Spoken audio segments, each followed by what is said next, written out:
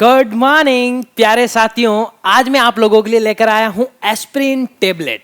ये aspirin tablet से related बहुत सारे क्वेश्चंस आते रहते हैं और इस एस्पिरिन टेबलेट का बेसिक नॉलेज सभी को होना चाहिए कि ये एस्पिरिन टेबलेट को किस बीमारी में यूज करते हैं, किन चीज़ों को सही करने के लिए यूज करते हैं और इस एस्पिरिन टेबलेट को किसको देना चाहिए, किसको नहीं देना चाहिए, इसके क्या क्या नुकसान हो सकते हैं, इसके क्या क्या फायदे हैं, सारे के सारे आज इस वीडियो के अंदर अपन डिस्कस करने जा रहे हैं। तो इस वीडियो में कंप्लीट लास्ट तक जुड़े रहें तो ही आपको एस्पिरिन टेबलेट के बारे में बेसिक नॉलेज हो जाएगा।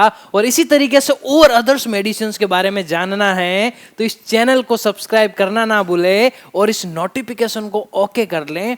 और भी आपको इसमें ऐसे ऐसे बहुत सारी मेडिसिन जैसे कि पैरासीटामोल, डाइक्लोफेनेक, निमोसुलाइड, है ना, सारी कुछ बहुत सारे एंटीबायोटिक्स, इनके बारे में बेसिक नॉलेज आपको इस YouTube चैनल के थ्रू मैं दूंगा। तो ये रहने वाली है बड़ी ही इंटरेस्टिंग लेक्चर। तो सभी जने क्या करना, वीडियो को लाइक कर लेना और चैनल को सब्सक्राइब कर लेना। चलो हम डिस्कस करते हैं अपने एस्पिरिन टेबलेट के यूज को, है ना, कि भाई एस्पिरिन टेबलेट क्या है और इसके बेसिक फंडामेंटल्स क्या है, इसको हम डिटेल्स में करते हुए चलेंगे। तो सबसे पहले देखते हैं ये एस्पिरिन टेबलेट का यूज क्या है जी। ये एस्पिरिन टेबलेट यूज किस में होती है, ठीक है ना। तो इसके बेसिक से क्वेश्चंस आ जाते हैं कभी कभार। तो आपको पता ही है मार्केट में मिलने वाली इस तरीके से दिखती है एस्पिरिन टेबलेट।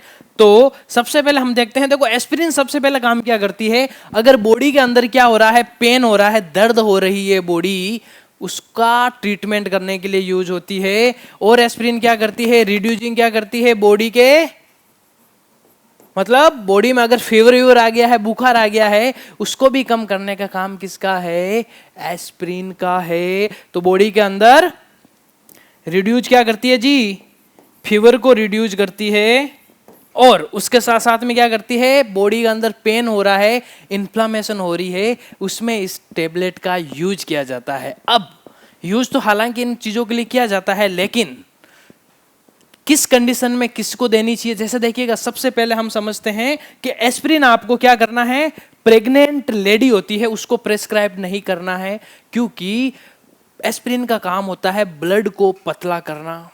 उसके साथ साथ में एनाल्जेसिक, माइनर एनाल्जेसिक एक्शन भी होता है, एंटीपायरेटिक एक्शन भी होता है, एंटी इन्फ्लामेटरी भी होता है लेकिन इसके साथ साथ में ब्लड को क्या करती है, पतला करती है।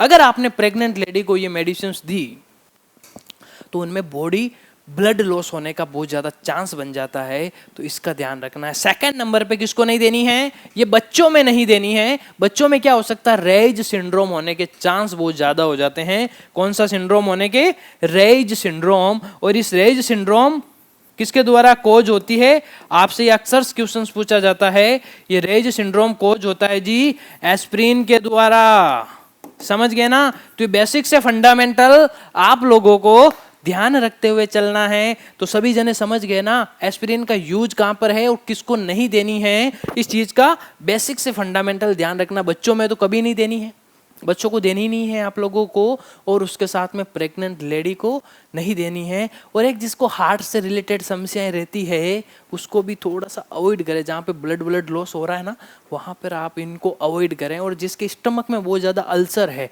उसको भी आप ये एस्पिरिन टेबलेट प्रेस्क्राइब्ड नहीं करें। समझ गए सभी।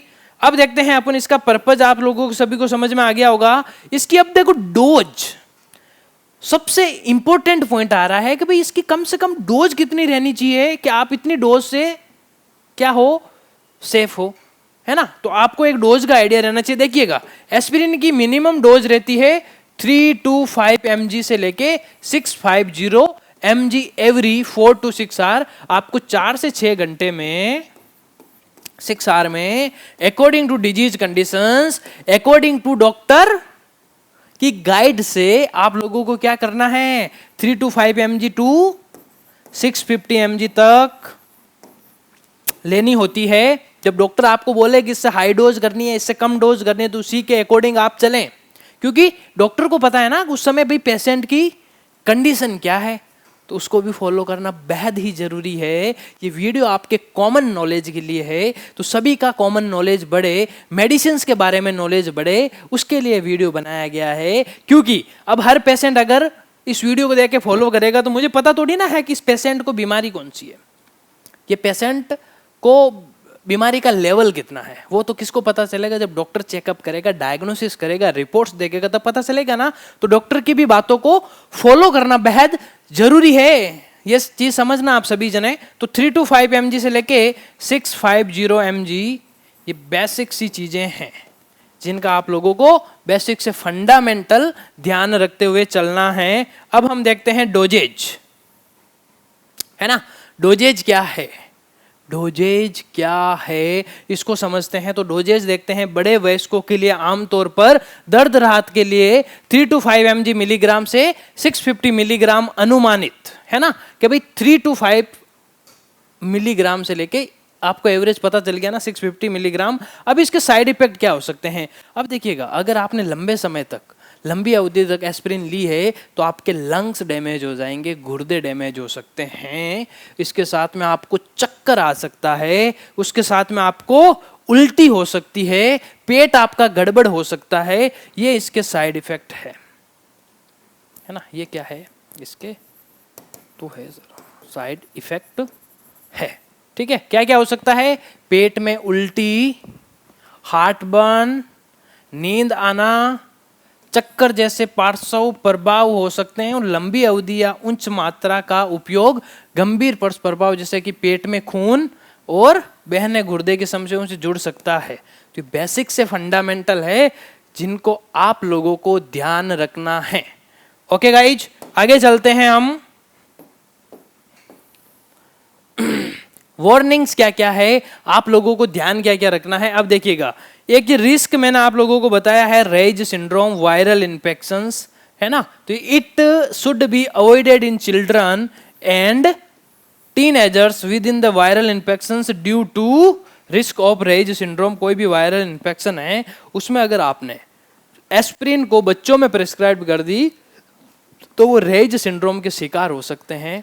हमेशा ध्यान रखना, बच्चों में नहीं देनी है, प्रेग्नेंट लेडी में भी नहीं देनी है, और जिनके पेट में बहुत ज़्यादा अल्सर रहते हैं उनको भी ये मेडिसिन नहीं देनी है। तो ये रही आपकी एस्पिरिन टेबलेट। मैं आशा करता हूं कि एस्पिरिन के बारे में आपको बेसिक सा नॉलेज, अच्छा सा नॉलेज हो गया होगा। और देखो, एस्पिरिन का दूसरा नाम क्या है, कभी कभी कंफ्यूज कर देते हैं। एस्पिरिन का दूसरा नाम है सैलिसिलिक एसिड, है ना। सैलिसिक एसिड भी कहा जाता है एस्पिरिन को। एस्पिरिन का दूसरा नाम क्या है, सैलिसिक, है ना। तो एसिटाइल सैलिसिलिक एसिड भी इसको कहा जाता है। तो ये बेसिक सी चीजें हैं जिनका आपको बेसिक सा फंडामेंटल नॉलेज रहना चाहिए साथियों। तो मैं आशा करता हूं ये वीडियो आप लोगों को पसंद आया होगा। अगर ये वीडियो पसंद आया है तो प्लीज वीडियो को लाइक करना, चैनल को सब्सक्राइब करना ना भूलें। धन्यवाद प्यारे साथियों।